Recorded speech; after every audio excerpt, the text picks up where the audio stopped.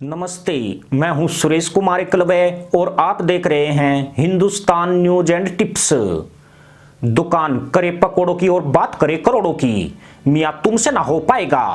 विपक्षी दलों ने अविश्वास प्रस्ताव का शंखनाद कर दिया है और लोंडा अभी भी तेल के खाली पीपे उठाए पाकिस्तान में बाढ़ लाने की बातें कर रहा है। यूं भी कंगाली में खाली बर्तन जरूर खड़कते हैं। मदरसा मुल्क ऐसी नौटंकी का केंद्र बन गया है। सवाल उठ रहे हैं कि इमरान मियां की सरकार बचेगी या तहमद उठाकर बनीगाला पहुंच जाएगी। यह तो 22 मार्च को तय होगा जब अविश्वास प्रस्ताव पर वोटिंग की जाएगी, मगर उससे पहले ही पाकिस्तान में बवाल मचना शुरू हो गया है। विपक्ष और सत्ता पक्ष में मामला सिर्फ तू मैं तक सीमित नहीं है, बल्कि सारे के सारे एक दूसरे के तहबंद खींच रहे हैं। इससे यह भी साबित होता है कि इन जाहिलों के बस में भीख में मिले देश को चलाने की काबिलियत नहीं है। 18 अगस्त 2018 को इमरान मियां पाकिस्तानी सेना के दम पर देश के सुल्तान बने थे। अपने शासन के पौने 4 साल में उन्होंने पाकिस्तानी जनता के हाथ में कटोरे पकड़ा दिए हैं। लोंडा खुद भी कटोरा उठाकर दुनिया में भीख मांगता घूम रहा है। बेरोजगारी दर 14% से ऊपर पहुंच चुकी है, जबकि महंगाई ने ऐसे कई कीर्तिमान बनाए हैं जो पाकिस्तान में इससे पहले कभी नहीं बने थे। गैर सरकारी आंकड़ों में आज महंगाई दर 22% से ऊपर जा चुकी है, जबकि देश पर खरबों रुपए का कर्ज लद चुका है। मजे की बात यह है कि इन कर्जों के बदले देश में एक नई ईंट तक लगी नजर नहीं आती है। मियां इमरान द्वारा लिया गया कर्ज सिर्फ कर्जों का सूद उतारने में चला गया है। पौने 4 साल के कार्यकाल में इमरान ने बकलोली करने और जनता को ट्रक की बत्तियों के पीछे दौड़ाने से ज्यादा काम नहीं किया है। न लोगों को 1 करोड़ नौकरी मिल सकी और न 50 लाख घर ही बन पाए हैं। अरब सागर से तेल के ख्वाब जैतून का बिजनेस और अफीम की बम्पर खेती के सब दावे खोखले साबित हुए हैं। इतने नहीं, अंडों भैंसों और मुर्गी का कारोबार भी पाकिस्तान को मदीने की रियासत या फिर नया पाकिस्तान नहीं बना सका।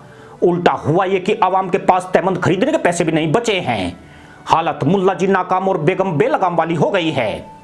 विपक्षी दलों ने पाकिस्तान के संविधान के अनुच्छेद 95 के तहत प्रधानमंत्री के खिलाफ अविश्वास प्रस्ताव का बिगुल फूंक दिया है। नेशनल असेंबली की कुल सदस्यता के बहुमत से इस प्रस्ताव को मंजूर हो जाने पर प्रधानमंत्री अपने पद पर नहीं बने रह सकते हैं। इस वक्त नेशनल असेंबली में अविश्वास प्रस्ताव कराने के लिए 172 वोटों की जरूरत है और फिलहाल इसी पर जंग छिड़ी हुई है। इमरान की सत्तारूढ़ पार्टी पीटीआई के पास सहयोगी दलों के साथ 178 सदस्यों का समर्थन हासिल है। इन सदस्यों में पीटीआई के 155 सदस्य, एमक्यूएम के 7, बीएपी के 5, मुस्लिम लीग क्यू के 5, जीडीए के 3 और अवाम मुस्लिम लीग का 1 सदस्य गठबंधन सरकार का हिस्सा है। दूसरी ओर विपक्षी गठबंधन के कुल सदस्यों की संख्या 162 है। इसमें मुस्लिम लीग एन के सदस्यों की संख्या 84, पाकिस्तान पीपुल्स पार्टी के 57 सदस्य, बीएनपी के 4 सदस्य, मुत्तहदा मजलिस ए अमल के 15, जबकि अवामी नेशनल पार्टी के 2 सदस्य शामिल है। इसके अलावा 2 निर्दलीय सांसद भी विपक्षी गठबंधन का हिस्सा है। इसका मतलब यह है कि संख्या बल के हिसाब से विपक्षी गठबंधन को सिर्फ 10 और सदस्यों के समर्थन की जरूरत है। जमाते इस्लामी, जिसके पास संसद की 1 सीट है, उसने फिलहाल किसी का साथ देने का ऐलान नहीं किया है। विपक्षी गठबंधन ने दावा किया है कि उसको 200 सांसदों का समर्थन हासिल है और अब मियां इमरान के दिन गिने चुने बचे हैं। उनके अपने लोग ही उनसे ऊब गए हैं।